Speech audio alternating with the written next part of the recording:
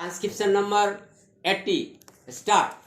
Mr. Vice Chairman, this finance bill has been introduced at a time of crisis, at a time of external crisis. In addition to the Chinese on the north, we have incursions from the neighboring country on the west.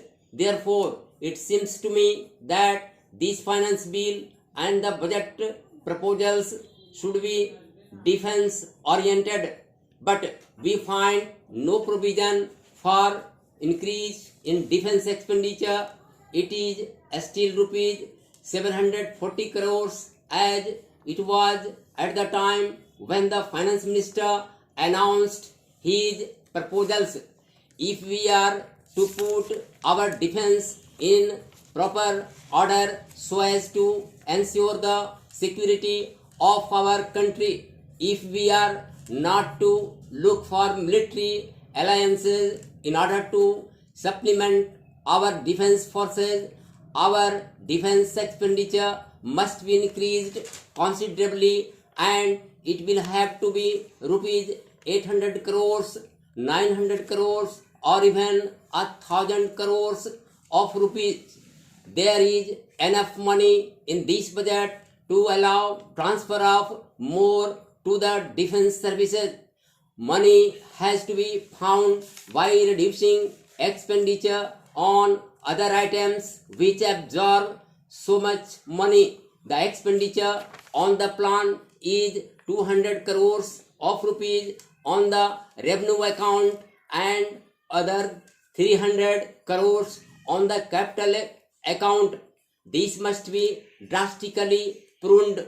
The plan expenditure must be reduced to indispensable expenditure which may be required for the development of the country, like agricultural improvements and all facilities and aids that agriculture requires, like village roads, minor irrigation, reclamation of land, anti-erosion projects, literacy, without which our agriculturists cannot increase their productivity, technical education, which will also improve the productivity of not only the agriculturists but also those engaged in the industrial sector. There is certain expenditure which is unjustifiable in the present circumstances, in the present crisis situation in which we are placed. There is the expenditure on the planning commission. Cannot we really have a less expensive planning commission than one which we have and which costs about 1 crore of rupees a year? The National Economic Development Council of England costs only 20 lakhs of rupees, 250,000 pounds sterling, and it does as good work as, if not better than, our planning commission to increase the productivity of England.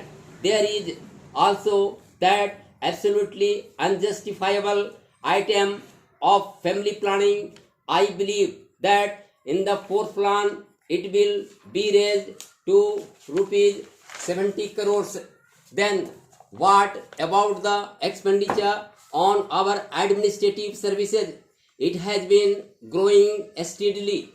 We must have a commission on the pattern of the Hoover Commission, which proposed a reduction of $7,000 million in the administrative expenditure budget of United States of America.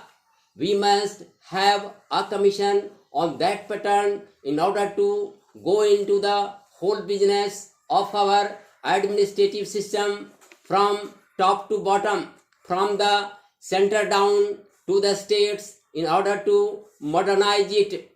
We have been promised administrative reform committees in the Secretariat. The Home Minister makes much of these administrative reforms committees. First of all, their objective is only to reduce the delay in the secretariat, not to reduce the expenditure. And moreover, appointment of administrative reforms committees from among the secretariat officers is like asking the patients in a hospital to prescribe for one another. You must have an outside body, a scientific body of administrators composed of public men and of businessmen, such as the Hoover Commission was, in order to go into the whole business of the costly administrative system under which the country is suffering. Then, in regard to our defense organization, also, are we getting the best out of the money that we are spending, even out of the rupees 740 crores that we can afford?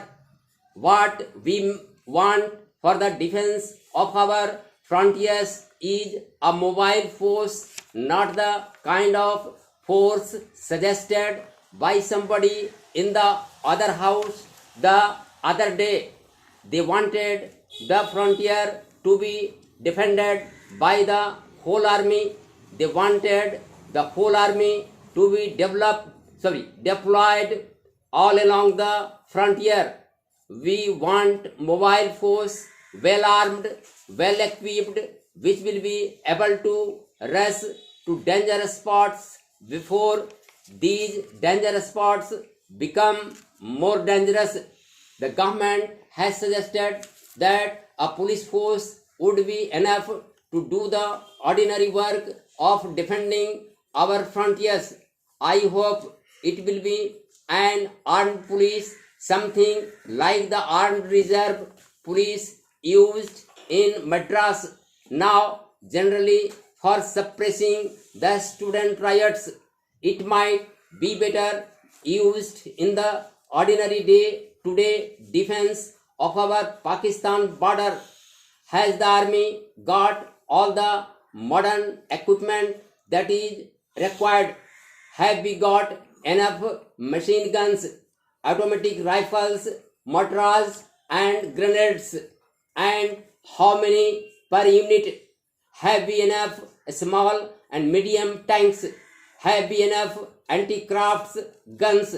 And have we enough helicopters which are in evidence in the recent defense action against the Pakistan incursions? Have we got the new craft which does not rise above a few yards, but which would be very useful in desert areas?